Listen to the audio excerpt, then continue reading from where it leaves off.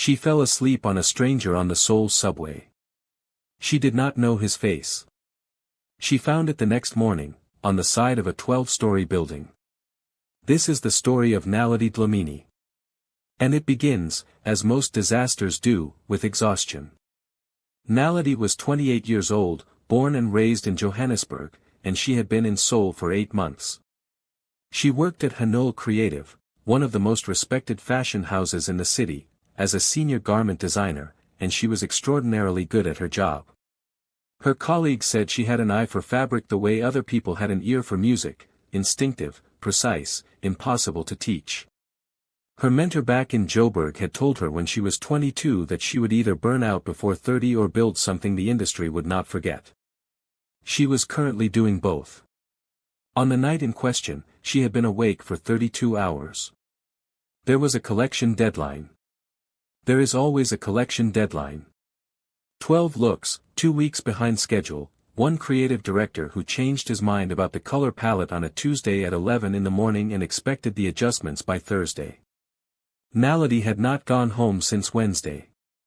She had eaten ramen from a vending machine, drunk coffee she could no longer taste, and reworked the 4th and 5th look so many times that when she finally closed her laptop at 11:47 on a Thursday night, she sat very still for 40 seconds and could not remember what day it was. She packed her bag. She called her flatmate and best friend Thandi, who lived in the same apartment building in Mapogu and worked at a tech company in Gangnam. "I'm leaving the office," Naledi said. "It's midnight," Thandi said. "I know. Have you eaten?" "I had ramen." "That's not food, Naledi. That's sadness in a cup." Thandi paused. "Take the subway. Don't order a cab, you'll fall asleep in it and wake up in Busan." "I won't fall asleep in a cab. You fell asleep in a cab last November and ended up at the airport. That was one time." "Take the subway," Thandi said firmly. "I'll leave the door unlocked." Naledi took the subway. The Line 2 platform at Hongdae Station at 11:53 on a Thursday night was almost empty. A couple standing very close together near the stairs. A university student with headphones bigger than his head. A woman in a convenience store uniform who looked as tired as Naledi felt. The train came. Naledi boarded. She sat down in the last carriage, in the corner seat beside the connecting door, and placed her bag on her lap, and told herself she was not going to fall asleep. She lasted 4 minutes. What she did not know, what she would not find out until much later, was that the man sitting beside her was not nobody. He had boarded at the previous stop. He was wearing a dark coat, simple and expensive, the kind that was designed to look like it cost nothing. He had his phone in his hand and he was not looking at it. He was looking at the window across the carriage, at the darkness of the tunnel moving past outside, with the expression of someone who was deeply tired of being looked at and was taking enormous private pleasure in the fact that, for the first time in 3 days, no one in this carriage knew his face. His name was Kwon Ji-hoon. He was 33 years old, and he was the most recognizable face in Seoul's commercial landscape. 3 brand campaigns. 1 luxury watch. 1 automotive brand. 1 global sportswear company. His face was on the subway billboards they were passing right now, though he had learned not to look. He was on the building at the corner of Gorosugil. He was on the bus stops in Itaewon. He had been in a film 2 years ago that his management still referenced in every meeting as evidence that his face carried weight in multiple markets. He was exhausted by all of it. Not ungrateful, he was not the kind of man who forgot where he came from or what he had been given. But there was a particular fatigue that came from never having a face that was only yours. Every expression he made in public was noted. Every restaurant he entered was photographed. Tonight his driver had cancelled and he had, impulsively and with great relief, decided to take the subway. To be a person on a train. Just for 1 hour. He had been on the train for 6 minutes when the woman beside him fell asleep on his shoulder. He felt it happen, the gradual, involuntary weight of her head finding his shoulder, the small unconscious exhale of someone who had been holding themselves upright for too long and had finally, completely, run out of the ability to do it. He looked at her. Deep dark brown skin, the high sharp cheekbones of someone the camera would love, a coat that had fabric samples in the pocket, he could see the corner of something emerald green sticking out. A bag on her lap held in both hands even in sleep, the grip of someone who has learned to be careful in an unfamiliar city. He could have shifted away. He could have gently nudged her awake. He could have done what most people on most subways would do, the polite minimum to restore appropriate distance. He did not. He sat very still. He put his phone away. He looked at the window and he let her sleep. For 41 minutes, Kwon Ji-hoon, whose time was tracked in 15-minute increments by his management team, whose face was worth more per hour than most people earned in a month, sat completely still on a late-night subway so that a stranger he did not know would not fall. At Sindaram station he had to get off. He stood up slowly, carefully, and she stirred but did not wake. He steadied her against the seat back with the gentlest possible adjustment and picked up the small swatch of emerald fabric that had fallen from her pocket and placed it on her bag. He looked at her face one more time. Then he got off the train. Naledi woke up at the final stop. She was alone in the carriage. The fabric swatch was on her bag. The seat beside her was empty and cold. She sat up very fast, looked around, felt the particular mortification of someone who has just realized they have been asleep in a public place and has no idea for how long. "Ish," she said quietly to no one. She called Thandi from the platform. "I fell asleep on the subway." A pause. "On the subway or on someone on the subway?" A longer pause. "Why would you ask it like that?" "Naledi. There may have been a person." The sound Thandi made was not describable in any language. "I don't know who he was," Naledi said quickly. "He was gone when I woke up. I barely saw him. He was just, a man. In a coat. I don't even know what he looked like properly. A man. In a coat. On the last train. Yes. Did he seem like someone?" "I was asleep, Thandi. I don't know what he seemed like." "I'm coming to get you," Thandi said. "I'm fine. I'll get a cab." "You'll fall asleep in it." "I won't fall." "Naledi." "I'm getting a cab," Naledi said, and hung up. She did not fall asleep in the cab. She stared out the window the whole way home and thought about nothing in particular. She thought about the collection. She thought about the fourth look and whether the adjusted hemline was right. She thought, briefly and without meaning to, about the 41 minutes of weight she had put on a stranger's shoulder and the fabric swatch that had been placed, carefully, on her bag before he left.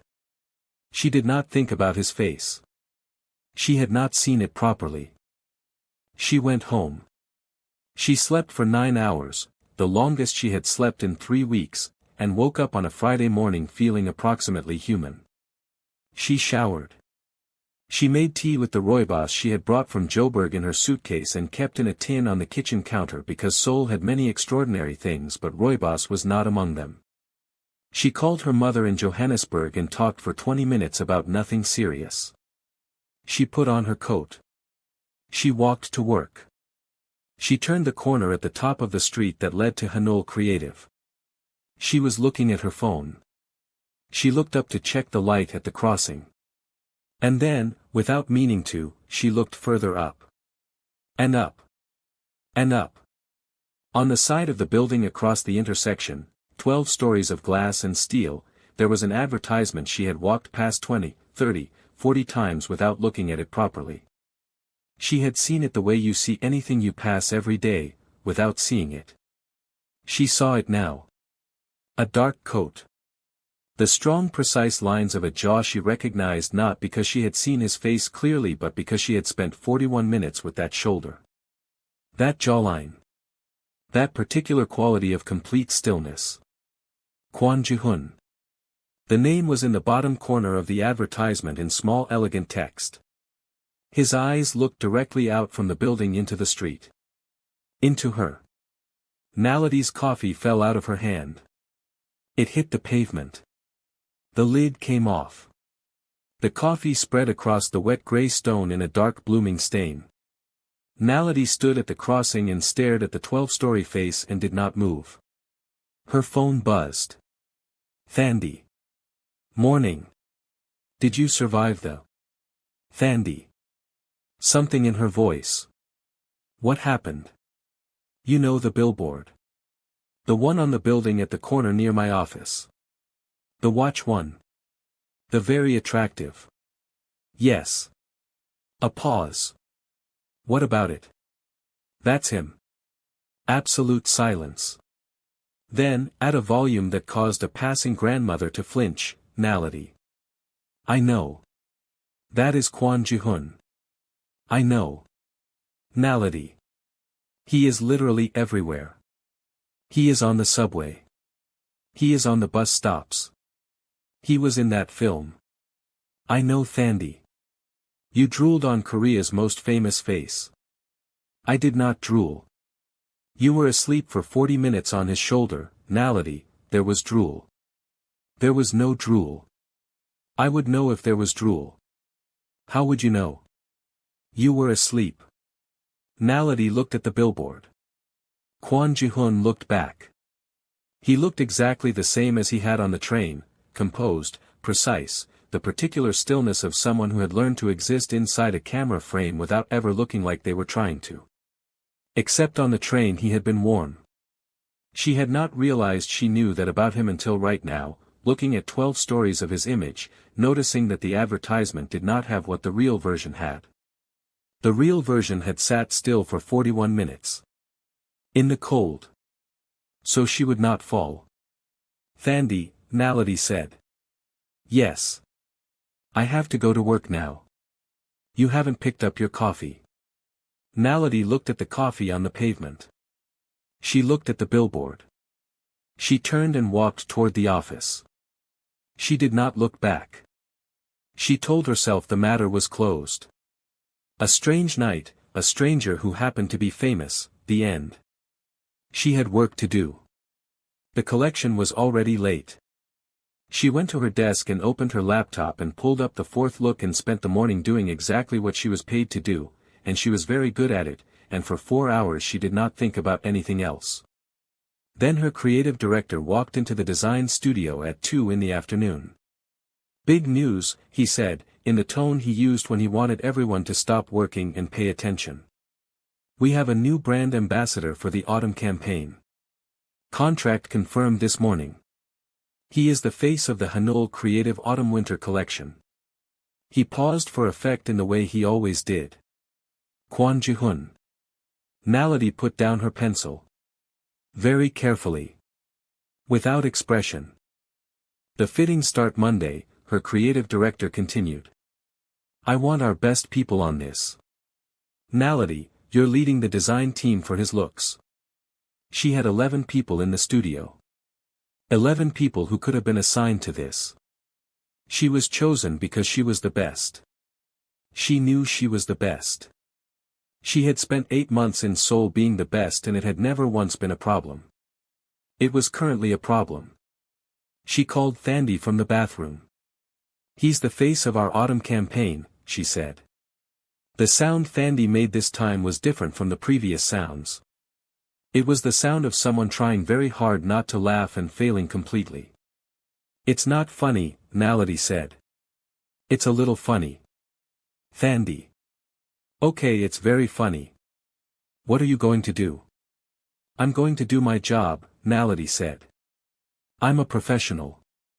You drooled on his shoulder. I did not, I am ending this call. Naledi, wait. She ended the call. She looked at herself in the bathroom mirror for a long moment. South African girl from Joburg in a Seoul bathroom about to fit the most famous face in the city into a collection she had designed. She had handled harder things. She had left everything she knew and moved to a country where she spoke the language like a determined beginner and built a career from nothing. She could handle a fitting. She went back to her desk. She worked until 8. She went home. She did not call Thandi again that evening. She told herself there was nothing to say. Monday came. The fitting room at Hanoi Creative was on the third floor, a large white space with mirrors on two walls, a raised platform in the center, good lighting, the particular energy of a room that had held many important people and showed nothing on its walls because of it. Naledi arrived 15 minutes early with her team. The garments were already on the rack. She checked everything twice. She positioned herself near the rack with her notebook and told herself she was completely fine. He came in at 10 o'clock exactly. Kwon Ji-hoon in person, in daylight, in a room she was in charge of, was different from Kwon Ji-hoon on a 12-story building. He was taller than she had registered. His coat was different, a lighter gray today, still precise, still the kind of thing that cost more than it showed. He came into the room with two people, a woman who Naledi would learn was his manager, Ha Suyeon, and a junior assistant, and he moved through the space the way very famous people move through spaces that belong to other people, respectfully, without performing the respect. He saw Naledi. The recognition happened in 3 seconds. She watched it, the slight adjustment in his expression as something registered, the moment he placed her face, the particular quality of stillness that followed. Not performance. Something private happening very quickly behind composed eyes. He looked at her for exactly 3 seconds. Then he looked at the rack of garments. "Good morning," he said, to the room, professionally. "Good morning," Naledi said. To the room. Equally professionally. His manager Ha Suyeon looked between them with the cool precise eyes of someone who noticed things for a living and stored them. The fitting began. Naledi worked.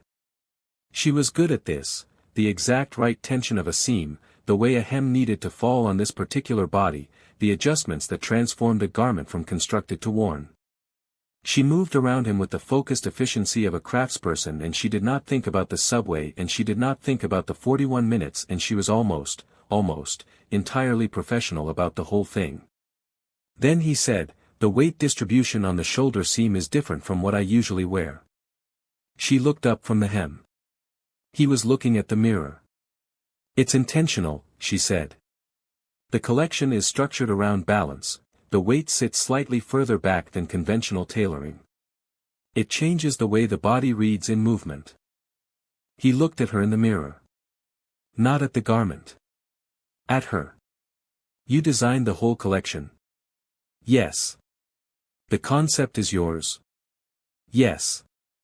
He was quiet for a moment, looking at the mirror, and she could not tell what he was thinking. Then he said, still looking at the mirror, "It's very good." Not performed. Not the compliment a famous person gives to the people working for them to make the room feel comfortable. Something more considered than that. "Thank you," she said. She went back to the hem. Ha Suyeon, in the corner, made a small note in her phone. The first fitting ended. He left. Naledi stood in the empty fitting room and breathed for a full minute before her assistant came back in and asked about the sleeve adjustment. She called Thandi that evening. "He recognized me," she said. "Of course he recognized you. You slept on his shoulder for 40 minutes. He didn't say anything about it." "What do you mean he didn't say anything?" "He just looked at me. For 3 seconds. And then he looked at the clothes. And we did the fitting and he talked about the shoulder seam and he said the collection was very good and he left." A pause. "He talked about the shoulder seam?" "Yes." "Naledi. He sat still on a subway for 40 minutes so you wouldn't fall. He recognized your face the moment he walked in, and his first move was to talk about your work. He was being professional. He was being interested," Thandi said. "There is a difference. You just described a man who was trying to see you clearly before he said anything at all." She paused. "That's actually quite a thing." Naledi looked at the emerald swatch on her desk, the one she had found on her bag the morning after the subway. She had not thrown it away. She had told herself it was because it was a good swatch. The second fitting was the following Tuesday. This time they were alone in the fitting room for most of it, Her team had stepped out to collect the altered pieces from the workroom and Ha-Seoul had taken a call in the corridor. It was the most silence they had been in together, and it had a different texture from the silence of the first fitting. More deliberate. More chosen. He was standing on the platform in the third look, a dark structured jacket over a simple shirt, and she was checking the back seam when he said, quietly, to the mirror, "How long have you been in Seoul?" 8 months, she said. "You're South African." It was not a question. "From Johannesburg," she said. "You could tell. The way you said the name of the fabric earlier. Shweshwe. The emphasis."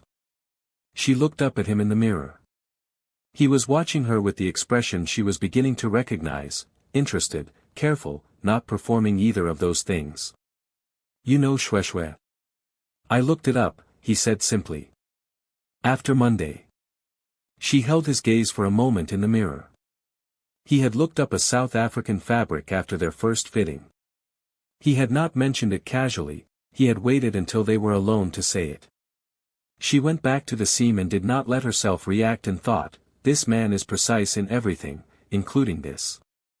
"It's a cotton fabric," she said, keeping her voice professional. "Originally from Germany, brought to South Africa in the 19th century. The Xhosa and Sotho communities adopted it. It's used in traditional dress. I use it as a reference point when I'm designing, not always in the garments themselves but in the thinking." "You bring Johannesburg with you into the work," he said. "I bring everything I am into the work," she said. "That's the only way I know how to do it." He was quiet for a moment. Then, "I understand that." She believed him. That was what she did not say. The second fitting ended. Ha-Seoul came back into the room as Naledi was making her final notes. She looked between them with those cold careful eyes. She said nothing. She made another note in her phone. The third fitting was on the following Thursday and it was the last one before the final review. Naledi arrived early again. She checked the garments. She told herself the same thing she had been telling herself for 2 weeks, this was a professional assignment, she was good at her job, there was nothing here except work. She almost believed it. The fitting went well. The collection looked extraordinary on him, she had known it would, she had designed for this kind of body without knowing it, the weight and height and the particular uprightness of a person who has spent years in front of cameras and learned to inhabit space deliberately. 3 hours. She adjusted. He was patient and cooperative and he asked 2 more questions about the work that told her he had been thinking about it between sessions. At the end, her team packed up and left. Ha-Seoul went to take a call. The room was quiet. He was doing up the buttons of his own jacket, back to her, and she was closing her notebook, and she thought the session was over, when he said, quietly, without turning around. "You talked in your sleep." Everything in Naledi went completely still. "On the subway," he said. Still with his back to her. Still doing up the buttons. "You said, very quietly, just once, that you were tired. And then you were quiet again."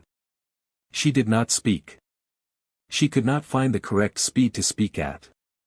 He turned around. He looked at her with the expression she had come to know, direct, unperformed, careful. "I wanted you to know that I sat still on purpose. Not because I didn't notice." He paused. "Because I did notice, and it seemed like you needed the rest more than you needed to be embarrassed." Naledi looked at him. This man who had 41 minutes of her she had not given consciously. This man who had looked up a South African fabric after their first meeting. This man who was standing in her fitting room telling her he had chosen, deliberately, to give her something she needed without making it cost her anything. "You knew my name," she said. "I heard your assistant use it," he said. "On Monday. You remembered it." "Yes." "You should sleep more, Naledi SSI," he said.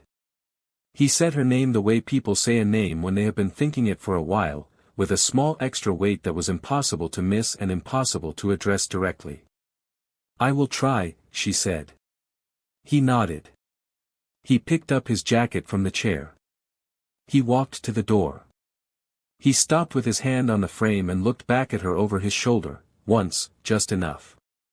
The collection is the best work in this house in 3 years, he said. You should know that. He left. Naledi stood in the fitting room and put her notebook on the platform and sat down on the edge of it and stared at the floor for quite a long time. She called Thandi. He said my name, she said. Thandi made no sound at all for 5 full seconds. Then, tell me everything. She told her everything. When she finished there was a long silence on the line. Then Thandi said, in the particular quiet voice she used when something was actually serious, Naledi. That man has been paying attention to you since before you knew he existed. He's a professional. He looked up Shweshwe. He was being thorough. He sat still for 41 minutes on a cold subway so you could sleep. Thandi's voice was very calm now. He did not have to do that. He is Kwon Ji-hoon. He could have moved. He could have woken you up. He could have had a very funny story about the random woman who fell asleep on him. Instead he sat there. And then he picked up your fabric swatch and put it on your bag so you would not lose it. A pause. Naledi. When was the last time someone did something quietly kind for you and asked for absolutely nothing back? Naledi looked at the emerald swatch on her notebook. She did not answer. She did not need to. The collection went to final review and it was exceptional. The creative director used the word exceptional 3 times in the same meeting and sent the presentation to the brand director before the day was over. The campaign shoot was scheduled.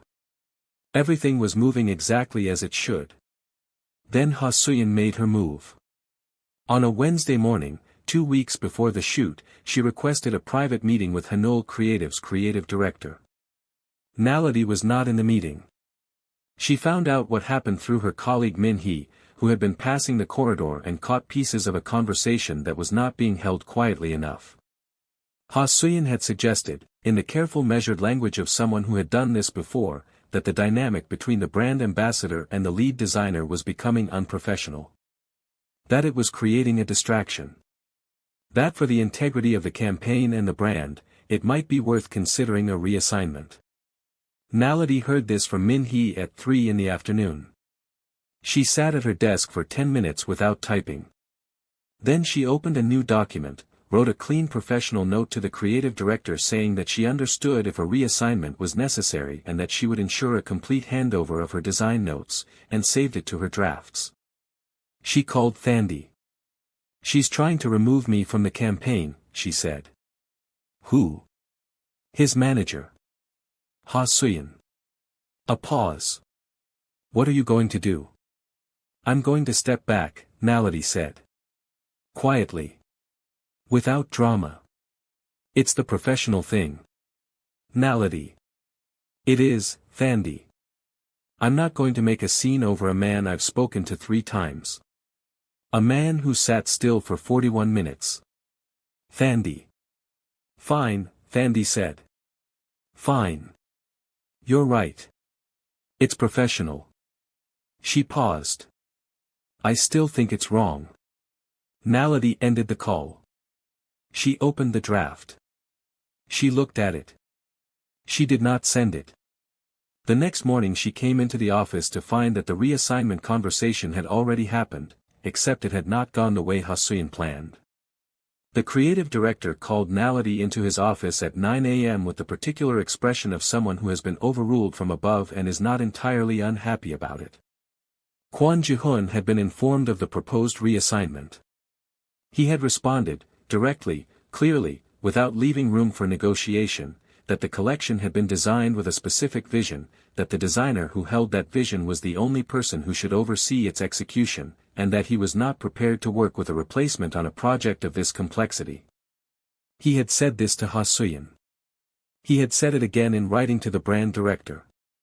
Ha Suyin's suggestion had been withdrawn. Naledi was staying on the campaign. I don't know what happened between you and the ambassador, her creative director said carefully, but whatever it is, keep it inside the work. The collection is extraordinary and I don't want to lose it. There is nothing to keep inside the work, Naledi said. We have a professional relationship. Her creative director looked at her. Of course, he said.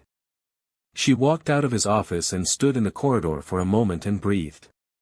He had used his position, the thing he had spent years building, the thing that cost him the freedom to take a subway without being recognized, to say her name when it needed to be said. Without being asked. Without telling her he had done it. She found out because he had not told her. She thought about that for a very long time. The campaign shoot was on a Friday in October. Naledi was there from 6 in the morning, checking every seam, every hem, every detail she had put months of herself into. The shoot was at a building in Gangnam with a rooftop terrace and a view of Seoul that the photographer had specifically requested. Jihoon arrived at 7:30, and the first hour was pure work, lighting adjustments, positioning, the specific choreography of a campaign shoot where every person knew their role and moved within it. Naledi stayed at the edge of the set. She watched him work. He was exceptional at this, the stillness, the quality of presence, the way he inhabited a frame without making it look inhabited. He wore her collection the way it was meant to be worn, like it was his, like it had always been his. At one point, between setups, he walked across the roof to where she was standing. Ha Suyin, on the other side of the terrace, watched with her cold careful eyes. How does it look? He asked. Meaning the collection. Meaning her work. Exactly as it should, she said. He looked at her. Good. And then, clearly, deliberately, loudly enough for the photographer and the two stylists and Ha Suyin across the roof to hear, the collection is extraordinary. Almost as extraordinary as the designer. The photographer looked up from his camera. The stylists exchanged a glance. Ha Suyin went very still. Naledi looked at him with the expression she wore when she had decided something. You are going to cause problems saying things like that. Probably, he said. He was not looking away. I find I'm becoming comfortable with that. The shoot ended at 4. The team packed down. People began to leave. Naledi was the last of the Hanol creative staff remaining. She always stayed to ensure the garments were properly packed and returned. By 5:30 the roof was nearly empty. The photographer gone. Ha Suyin gone. The assistants gone. Only Jihoon remained. He was standing at the rooftop railing looking out at Seoul in the late afternoon light, the city enormous and golden below him, the Han River catching the last of the sun in the distance. He did not look surprised when she came to stand beside him. Your manager is going to be very unhappy, she said. She is already very unhappy, he said. She was unhappy before today. It is a condition she maintains professionally. They stood looking at Seoul. You overruled the reassignment, she said. Yes. You didn't tell me. No. Why not? He was quiet for a moment. Because you would have told me it was unnecessary, he said. You would have said you could handle it. That it was the professional thing to step back. He looked at her. And you would have been half right, it was professional of you to offer. But it was also wrong.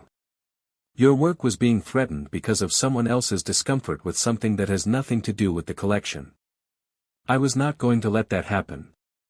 Naledi held his gaze. You sat still on a subway for 41 minutes, she said. You looked up Shueshue. You remembered my name before you were formally introduced. You overruled your manager without telling me. She paused. For someone who is very careful with words you have been saying quite a lot, Jihoon SSI. Something in his face shifted. The precise composure softening at the edges into something warmer. I have been trying, he said, to find the right moment to say it directly. But you are very composed, Naledi SSI. It is difficult to find the exact gap. There is a gap now, she said. He looked at her. Seoul below them, gold and enormous, indifferent to what was happening on the rooftop terrace. I would like to see you, he said. Outside of the work. As a person, not a face and a designer. I would like to know where you are from and what you think about things and why you use the word ish when you are surprised and what you make of Seoul after 8 months. He paused. And I would like to not sit still about it anymore. Naledi looked at the city below them. She had left Johannesburg 14 months ago with 2 suitcases and a certainty that she was meant to build something somewhere. She had built it here, stitch by stitch, late night by late night, rooibos in a tin by rooibos in a tin. She had not planned for this. She had not planned for a man who expressed interest the way other people expressed precision, in details, in patience, in 41 minutes of complete stillness. I will have dinner with you, she said. But I need to tell you something first. He waited. On the subway, she said. When I woke up at the final stop. She looked at him directly. I didn't see your face properly because I didn't look. But I had opened one eye, just one, a few minutes before we reached Cinderam. I saw your jacket. The brand. I recognized it. She paused. I knew who you were. I closed my eye again. Another pause. I told myself I was too tired to deal with it. But the truth is I just wanted to stay there for a little longer. Without having to know anything about it. He was completely still. Looking at her with an expression she had not seen before, something undone in it, something moved. You knew, he said. I knew. And you kept your eyes closed. I kept my eyes closed. He looked at the city. Then back at her. And for the first time since she had known him, across fitting rooms and campaign shoots and 41 minutes of a late-night subway, Kwon Ji-hoon laughed. A real one. Surprised and full and entirely his own. The laugh of a man who had just discovered that the story he thought he knew had a different shape entirely. Dinner, he said. Tomorrow. Tomorrow, she said. They stood on the rooftop as Seoul turned from gold to blue below them. 2 people from different worlds who had ended up on the same late-night train, in the same carriage, in adjacent seats, which was either coincidence or the particular kind of fate that looks exactly like coincidence until you stop and look at it properly. And somewhere in Mapogu, in a flat in the same building as Naledi's, Thandi's phone buzzed with a message that said, dinner tomorrow. He laughed. It was real. Thandi read it 3 times. Put her phone down. Picked it up again. Read it a 4th time. She typed back, I knew it, I knew it, I knew it from the subway, I knew. 3 dots appeared. Then, go to sleep, Thandi. Thandi did not go to sleep. She called her mother in Cape Town and explained the whole thing from the beginning, starting with the subway, and her mother said what mothers say when they hear the beginning of something good, ho, and asked when she was going to meet this man, and Thandi said she would find a way, and they talked for an hour. In her own apartment, Naledi made rooibos. She stood at her window looking at the Seoul skyline and thought about the emerald swatch that was still on her desk. She had kept it for 2 months without fully knowing why. She knew now. It was the first thing he had done for her, returned a small piece of her work to her before he left. Before she even knew his name. 3 months later, on a night in January when Seoul was cold and brilliant, they took the subway again. The same line. The same late hour. They boarded at Hongdae Station and sat in the last carriage and the city moved past outside in the dark. Naledi did not fall asleep. He noticed. You're awake, he said. I'm awake, she said. You slept very well last time. She looked at him. This man whose face was on buildings and bus stops and 12-story advertisements across the city she had made her home. This man who had looked up Shweshwe and sat still for 41 minutes and said her name like it had weight. Last time, she said, I didn't know who you were. And now. She leaned her head on his shoulder. Deliberately. Eyes open. Choosing it completely. Now I do, she said. The train moved through Seoul.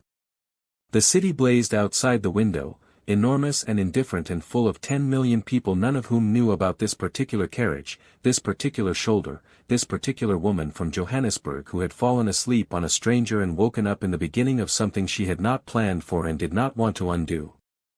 The emerald swatch was in her coat pocket. It had been there since October. If this story kept you here until the very end, you already know what to do. Hit subscribe right now so you never miss the next one. Drop a comment and tell me, did you think Naledi should have opened her eyes on the subway, or was keeping them closed the smartest thing she ever did? And if this moved you, like this video. It takes 1 second and it means everything.